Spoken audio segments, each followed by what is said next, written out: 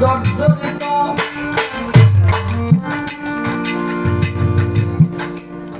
এই পাপ মুক্তির উপায় আমার নাই।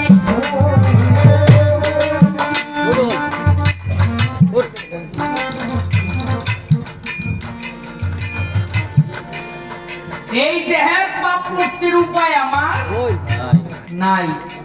এই এই এই পাগল, নাচছেন না? শুনেন, নাচানোর সময় নাচছেন। দেখেন, কাপড়ে যদি ময়লা লাগে, ওইটা দামি দামি সাবান সোডা পাওয়া যায়, ওইটা দিয়ে ধুইলে কাপড় পরিষ্কার হয়। কিন্তু মানুষের দেহে যদি পাপ নামক ময়লা লাগে, তাহলে হাজারো সাবান দিয়া সোডা দিয়া ধুইলে গায়ের চামড়া পরিষ্কার হইতে পারে, কিন্তু পাপ পরিষ্কার হবে না। কিন্তু এই পাপ পরিষ্কার করারও একটা কৌশল আছে, একটা সাবান আছে, যে সাবানটার নাম হলো লা ইলাহা ইল্লাল্লাহ মুহাম্মাদের রাসূলুল্লাহ। আসছে এখন এই যে কলেমার সাবান, এই কলেমার সাবান দিয়া আপনি আপনার দেহের পাপ মুক্ত হবেন। এখন ময়লা এখানে, সাবান যদি ডলেন আর এখানে, কোনোদিন এই ময়লা মুক্ত হবে? এই ময়লা উঠবে না। যেখানে ময়লা সেখানে এই সাবানটা দিয়া ঠিক কিনা বাবা? আচ্ছা, এবার এই সাবানটা ব্যবহার করার কতগুলি পদ্ধতি আছে। যেই পদ্ধতিতে ব্যবহার করলে এই হৃদয়ের ময়লাগুলো, মনের ময়লাগুলো, দেহের ময়লাগুলো পরিষ্কার হয়, আমি জানতে চাই। এই দেহের ময়লা পরিষ্কার করা, এই যে কলেমার সাবান, কিভাবে কোন জায়গায় গিয়া ঘষলে আমার দেহের ময়লাটা পরিষ্কার হবে?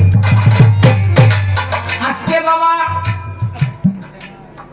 দয়াল বাবা মালিক ভরসা তার মেলা মিলাইছে, সে সশরীরে এই মঞ্চের মধ্যে, কিন্তু মানে চর্মচক্ষে এখন তারে দেখতে পাবেন না, এটা হলো বিধির বিধান। কিন্তু আজকে তার ভক্তরা যেই মেলা মিলাইছে, এই মেলা দয়াল বাবা মালিক ভরসা এই মঞ্চে এই সমস্ত প্রশ্নের জবাব করবে, এটা আমার বিশ্বাস। সেটা কার মাধ্যমে? আমার মুর্শিদের মাধ্যমে, আমার গুরুর মাধ্যমে।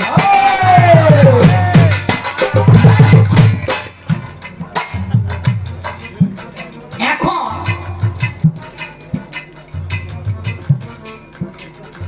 এই যে মনের মধ্যে ময়লা, এই ময়লাটা কিভাবে পরিষ্কার হবে, কৌশলটা আমি জানতে চাই।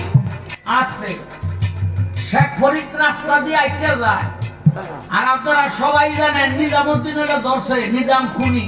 এ খারাপ কি আছে দে, কয় দিমু মানে, কয় আমি তো ডাকাই, কয় এই ডাকাতি কইরা নিয়ে খাওয়াস কারে? কয় মাই খায়, বাবাই খায়, ভাই খায়, বইনে খায়, বউ খায়, পোলাই খায়, মায়াই খায়। কয় রে পাপের ভাগি কি তারা? কয় কেন না, আমি যে কি করে টাকা নেই জানে না? কয় গিয়ে একটু জিগাই হয়। কয় হ, আমি জিগাইতে যাই আর তুমি হেঁটে যাও গা। আমি প্রত্যেক দিন 101টা খুন করি, আজকে 100 হয়ে গেছে, একটা বাকি। চালা ভাই, আপনার এদিকে ঢুকিয়ে দিন, আপনার পদ উঠে দেবে। হ্যাঁ,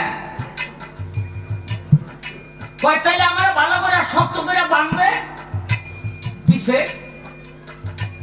যখন ভালো করে বাঁধ দিছে, বাড়িতে গিয়া মায়ের বাপের জিগায়, এই যে যা কইরা না খাওয়াই এটা তো জানো, পাপের ভাগি কি তোমরা কয় কেন বাবা কি এমন ঠেকছি? বউরে কয় তুমি কি কও? কয় আপনি বুঝি আনন্দের সময় এই কথা কই আনছিলেন? পোলাবান রে কয় তোরা কি কস? কয় এই সমস্ত ভাগিদার আমরা না। দৌড়ে গেছে গা শেখ ফরিদের কাছে, গিয়া দেখে শৃঙ্খল মুক্ত হইয়া বইয়া রয়েছে। কয় আপনি তো গেলে যাই চাপতেন গা, যান নাই কেন? কয় তোরে না কথা দিছি তুই আবি। হেরা কি কইছে? কয় হেরা একজনও আমার পাপের ভাগি না। নিজামের মনের থেকে ভক্তি শেখ ফরিদের প্রতি আইয়া পড়ছে, ভক্তি দিয়া পার মধ্যে পড়ে গেছে। বলে আমার মুক্তির উপায় কি?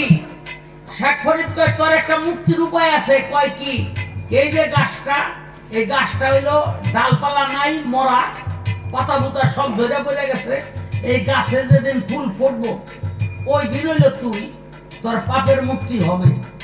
ওই গাছতলা বয়া বয়া এই যে যেই নাম দিয়ে গেছে ওই নাম জপে, নামে আর পাপের মুক্তি হয় না।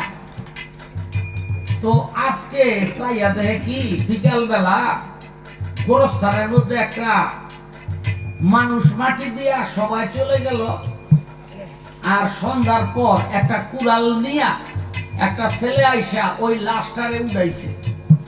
উড়াইয়া কি জানি করে। তো নিজাম বলে ব্যাপারটা কি, লাশটা উড়াইল কেন? আস্তে আস্তে গেছে, গিয়া দেখে কি ওই ছেলেটা ওই লাশটারে উঠাইয়া ওই মৃত দেহের সাথে ওইটা একটা মেয়ের লাশ অপকর্ম করতে চায়।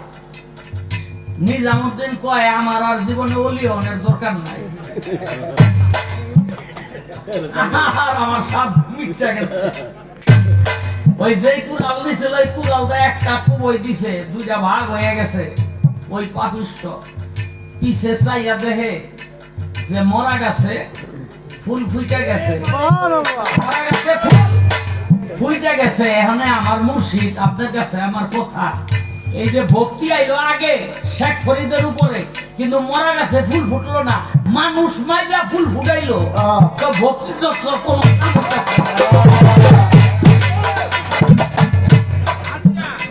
আমি এই ভক্তি করে করুম কি? ভক্তিতে তো কোনো কাম হইল না। কাম হইল কোন জায়গায়? অভক্তিতে।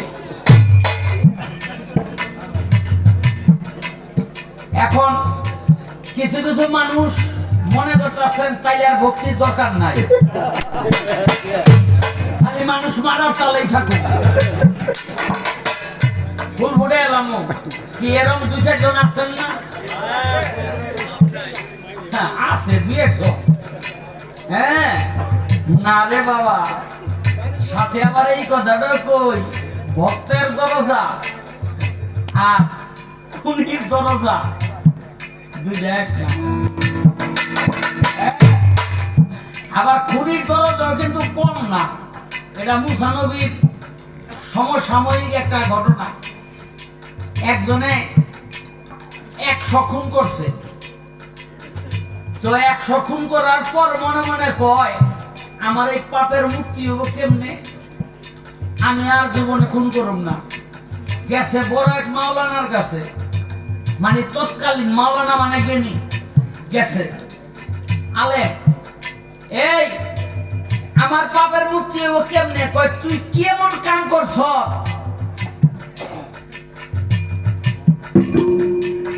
তুই কি এমন কাম করছ যে তুই এরকম ব্যতিব্যস্ত হয়ে গেছ? কয় আমি 100 খুন করছি। এই আলেমে কয় তোর মতো মানুষ কি আর জান্নাতে যাইব রে? যা, তোর পাপের কোনো মুক্তি নাই। খুনি কয় এই 100 করছি তা তো জাহান্নামে যাবো, আর ওরে যদি খুন করি এই জাহান্নামে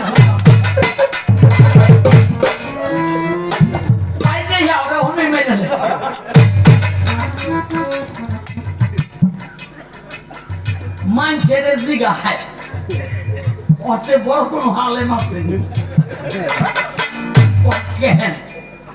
ওর কাছে গেছিলাম আমার মুক্তির লেখা। কয় আমার বলে মুক্তি হইব না, খেলে ওরও খাইয়ে মানছে কি কইব যদি কয় যে না এসে বড় কোন আলেম নাই তো হিটাই তো খাইব। কয় আছে একটা ওই গ্রামে গিয়ে দেখো দৌড় আরম্ভ করছে, রাস্তার মাঝখানে গেছে মতো আজরাইল জান্ডা লয়ে গেছে গা, আজরাইল জান লয়ে গেছে। এখানে দুই দল ফেরেশতা আইছে, এক দল হইলো জাহান্নামের, এক দল হইলো জান্নাতের, দুই দল টানে কিছে আর জাহান্নামে লয়ে যাবে, ওই দল কয় না জান্নাতে নেমু। আল্লাহ কয় টানুস কেন? কয় ও তো 101টা খুন করছে আর জাহান্নামে নেমু। কয় ও তো তোবা করতে আইছিল, মৌলবি তো তোবা করাই নাই, তোবা করলে তো তুমি মাফ করে দিতা। ও তো করে মৌলবি করাই নাই, ওর দোষটা মৌলবির দোষ। আল্লাহ কয় এই ও তো তোবাটা করে না। কয় তো এক কাম কর, কয় কি ওই মৌলবীর বাড়ি থেকে এই মৌলবীর বাড়ি মা যদি একটা চুলও বেশি এই মৌলবীর বাড়ির দিকে আইয়া থাকে তাইলে ওরা জান্নাতে যাবে। কয় কেন? কয় আমি ধরে নেব ও এই মৌলবীর কাছে গিয়ে তওবা করত, যেহেতু এই দিকে এক চুল বেশি আইছে মাইকা দেহে ঠিকই এক চুল বেশি, আল্লাহ পাক তারে জান্নাত দিয়া দিল। এখন মনে মনে কিন্তু তওবা সে আগেই করে হালাইছে। হ্যাঁ, মাবুদের প্রতি ভক্তি তার আগেই আইয়া বসে, কিন্তু ভক্তিতে কোনো কাম হয় নাই, ওই হইল খুনে।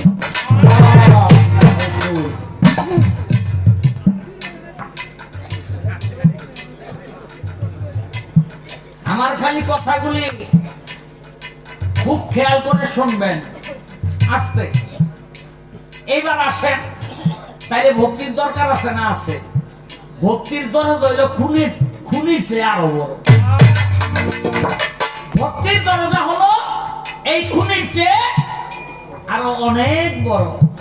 কারণ আপনি খুন কইরা তওবা কইরা জান্নাতে যাইতে পারবেন, কিন্তু মাবুদের দিদার আপনি পাবেন না যদি ভক্তি বিশ্বাস প্রেম আপনার ভিতরে না থাকে।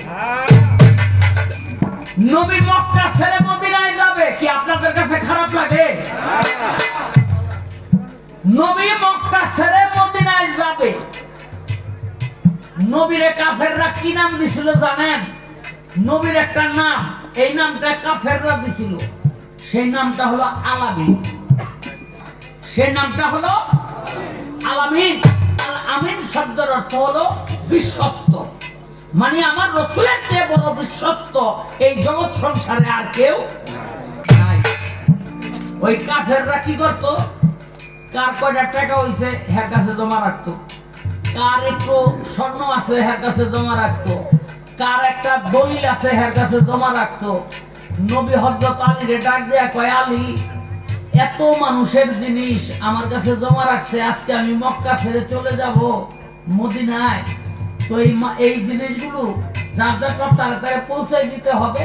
তো আমি আজকে জায়গা, আমার যাওয়ার পর তুমি আমার সাথে মদিনায় মিলিত হবে, এই জিনিসগুলো সবারে দিয়া তুমি মদিনার পথে রওনা দিবা। নবী সূরা ইয়াসিন পাঠ কইরা হাতের মধ্যে একটু ধুলা নিয়ে মারলো বাতাসে। ওই ঘরের চতুর্দিকে আবু জাহেলের সৈনিকেরা পাহারায় ছিল, তাগো সামনে দিয়েই গেল গা, কেউ দেখতে পাইল না। হযরত আলী কি কয়, আমি 13 বছর বয়সে আল্লাহ রসুলের হাতে হাত দিয়া বায়াত হইছি। কয় বছর বয়সে? মাত্র 13 বছর বয়সে। কিন্তু যেদিন থেকে আমি রসুলের হাতে হাত দিয়া বায়াত হইছি, সেদিন থেকে আজ পর্যন্ত কি রাতের বেলা কি দিনের বেলা বিছানার মধ্যে পিঠটা ঠেকাইয়া আমি কোনোদিন ঘুমাইতে পারি না। কেন? কখন কাফেররা এসে আমাকে হত্যা করে। কিন্তু আজ থেকে আমি মদিনায় না যাওয়া পর্যন্ত আমার রসুলের সঙ্গে দেখা না হওয়া পর্যন্ত এই পৃথিবীতে এমন কোন শক্তি নাই আমাকে হত্যা করে। কেন? আমার রসুল বলছে মদিনায় গিয়ে আমি তার সাথে মিলিত হব। এটা কি? এটা হলো ভক্তি। পায়ে মাথায় চাদর দিয়া হযরত আলী ঘুমাইয়া গেল। নবী তো গেছে গা। কাফের সৈনিকেরা ঘরের মধ্যে ঢুকছে, কয় দেখো, কয় দেখাইয়া কোবাই, মাথার কাপড়টা উঠাইছে, দেখা হযরত আলী। বলে এই মুহাম্মদ কই? বলে হ্যাঁ তো তোমার সামনে দিয়েই গেল। কয় তোর মরণের ভয় নাই? কয় না। কয় কে? কয় আল্লাহ রাসূল কইছে এরপরে নবীর সাথে দেখা না হওয়া পর্যন্ত আমি মরুম না। এই এই আমি মরব না। নবী গেল কই? আবু বকর সিদ্দিকের বাড়ি। ঘরের দরজার সামনে গিয়ে ডাকছে আবু বকর। আবু বকর সিদ্দিক কই ইয়া রাসূলুল্লাহ চলেন। আমি যে আজকে এই মক্কা ছাইরা যামু এই জগতের কেউ জানে না, তুমি কি করে জানলা? বলে ইয়া রাসূলুল্লাহ আজ থেকে 6 মাস আগে বলছিলেন একটা মাহফিলের মধ্যে পৃথিবীর সব নবীরাই হিজরত করছে। যেদিন আপনি বলছেন সব নবীরা হিজরত করছে, সেদিন থেকে আমি বিশ্বাস করে নিছি আমার রাসূলও হিজরত করবে। আর সেদিন থেকে আজ পর্যন্ত আমি রাতের বেলা কি দিনের বেলা বিছানার মধ্যে পিঠ ঠেকাইয়া ঘুমাসি না। আমি জেগে থাকি কখন আল্লাহ রাসূল এসে আমাকে ডাক দিবে। আমি 2টা ঘোড়া নিয়া নতুন জামা নিয়া এই যে দেখেন দাঁড়াই দিছি। এত মানুষ ছিল, কেউ বুঝলো না। বুঝলো কে? আবু বকর সিদ্দিক। এটা কি? এটা হলো ভক্তির ব্যাপার। এটা শিষ্যের ব্যাপার না, এটা ভক্তির ব্যাপার। সূরা নাসর আল্লাহর হাবিবের কাছে নাযিল হইল, যেখানে বলা হইল আজ থেকে দিন আমি প্রতিষ্ঠা করিয়া দিলাম। সবাই খুশি হয়ে গেল, হাসতে আরম্ভ করলো যে ইসলামী দিন প্রতিষ্ঠিত হয়ে গেছে। কিন্তু আবু বকর সিদ্দিক কান্দে।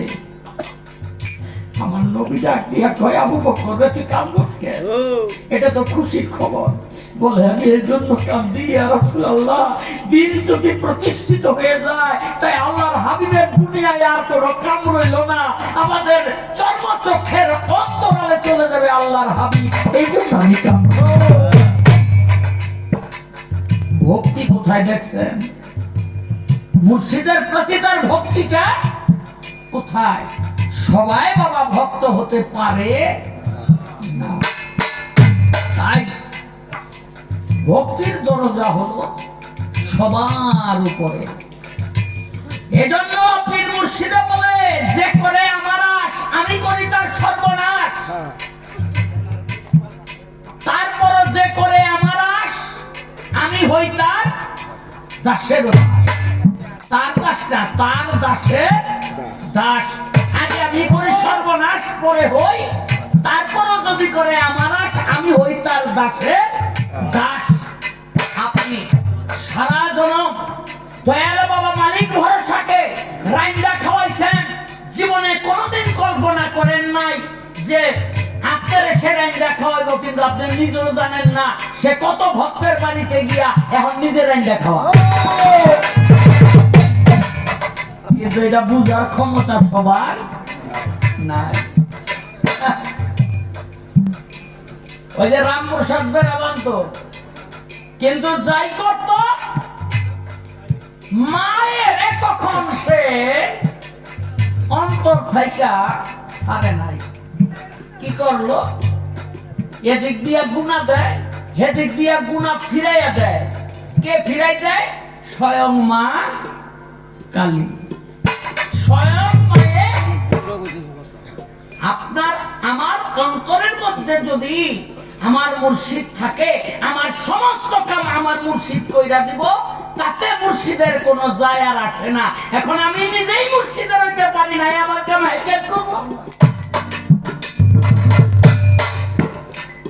এই জন্য ভক্তির দরজাটা হলো সবচেয়ে বড়। আমি ধন্যবাদ জানাই দয়াল বাবা মালিক ভরসার যারা প্রেমিক, তারা যে আজকে পালাটা দিছে, এই জন্য সবাই বাবা বোঝে না।